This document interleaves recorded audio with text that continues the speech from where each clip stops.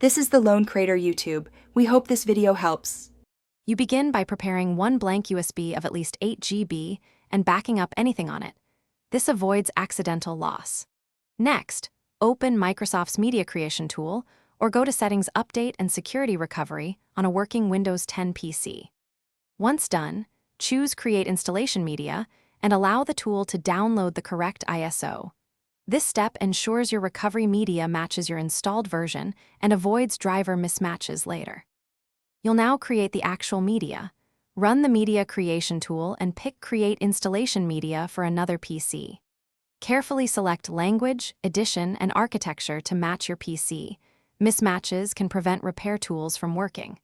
Then choose USB flash drive, select the correct drive letter, and let the tool write files. This formats the drive and copies a bootable image. While it runs, make sure power stays on and avoid ejecting the USB to prevent corruption. Finish by testing the USB.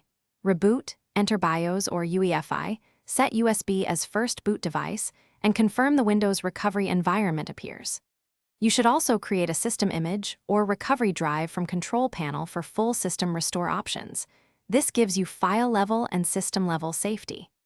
If the USB fails to boot, remake the media using a different USB port or drive, re-download the ISO, and disable Secure Boot temporarily.